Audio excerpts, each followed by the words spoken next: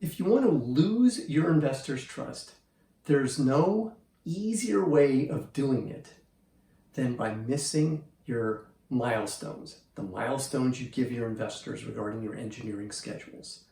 Now, I learned this one the hard way. As quickly as we lost our investors' trust, though, we regained it.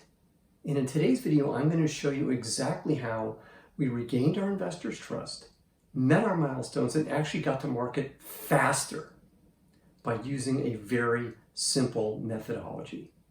Hi, I'm Brett Fox, and I've been managing engineering teams now for over 20 years. I know what works and I know what doesn't work when it comes to running engineering organizations. And that's what we're going to talk about in today's video, is how do you manage the milestones and develop engineering schedules. So let's go. When you're starting out, the most visible part of your operation will be the development of your products. In other words, your engineering schedules are going to be front and center. One of the reasons we got funded was we had an experienced engineering team averaging over 20 years of experience per engineer. So allegedly, we knew what we were doing. My co-founder, Jeroen, and I decided to use the methodology we learned at Maxim Integrated Products to manage schedules. And that's what I'm showing you here. And let me just give you kind of an idea of what you're looking at. So these are the various products that we had in development very early on in the company's life. And red means on schedule, yellow means in trouble, and red means the dreaded behind schedule. When you look here, every single project is pretty much behind schedule. Now, why did this happen?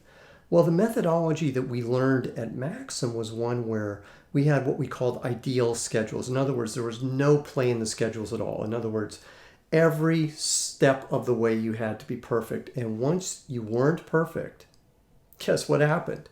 You were behind schedule. So we created a problem with our investors, because our investors are looking at us and going, hey, you guys are behind schedule. What's wrong with you? Why are you behind schedule? And from our perspective, everything was fine. But the reality was we could have done a lot better than this. And we learned from our mistakes. So what Jeroen and I did was we started reading a book called Critical Chain by Ellie Goldratt. I highly recommend this book. It's a fantastic book on how to manage complex engineering schedules. And I had read the book previously, and I suggested to Jeroen that he read it. And what we decided to do was he would read a chapter, I would read a chapter, and then we'd talk about what we learned. And what we decided at the end of the day was that he was going to go implement the critical chain methodology. So this is the original schedules that we have, and you can see here the various things and the various milestones that we had. These are what are called initial objective specifications, design review, tape out. This would be typical for an IC company like ours, where you tape out and send the product to fab. Parts come back. There might be a second design review if you have to fix any mistakes in the first time through. Parts come back. You tape them out again. Parts come back. Intro. Okay, that's all in the space of time periods, okay, of what happened. So that's the way we managed things. Everything was tight. Everything was the initial schedules. This is what you see, the actual and the plan. And the plan here you see was to introduce in March. And you can see we ended up introducing in June, about 3 months behind schedule. And the reality was that we were okay. This was the original plan. But you can see here we're starting to drift behind, caught up because fab was quicker than we expected. Then we drifted behind again. Okay, this is when we were expecting parts to come back and we were expecting the intro, but then you can see more problems, more issues. This is what happened across everything that we were doing. So how did we fix this? That's what I'm going to show you next, is exactly how we fixed this. So this is what we went to. The critical chain methodology. So let me show you the difference here between the old way of doing things and the new way of doing things that we were working on. And what you can see here is, first, we added buffers. This is a really important part of the critical chain methodology, and I'll kind of walk you through the basics of it. There are many videos on the subject that you can look for, but here are the basics. The way that it works is quite simple. You figure out where the constraints are in any project.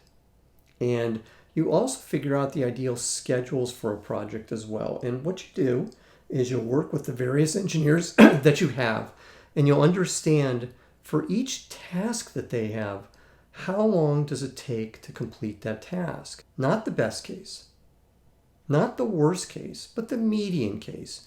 And then what you want is the standard deviation from that. What's the variance from that? And that's going to give you a buffer for each task.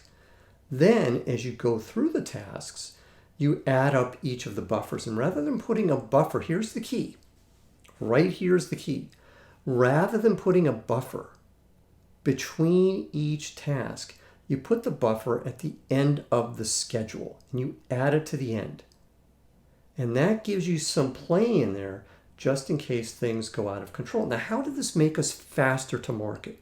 Well, this is the other little trick in the whole thing, is that by not having buffers between tasks, when you get done with a task, you move to the next task immediately.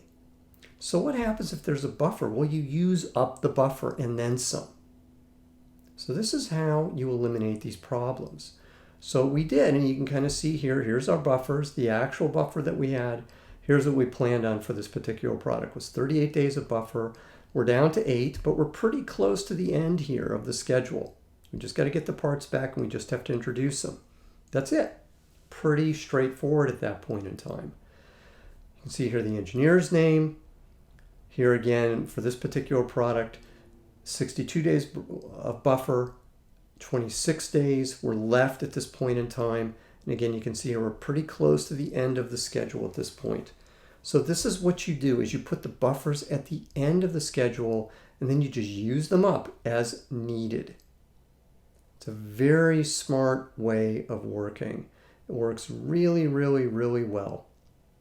And for us, this was a huge difference. And what ended up happening was, you can see here, everything was green, which is kind of nice, versus the old schedules that we had where everything was red and behind schedule. So very quickly, we got our board's trust back.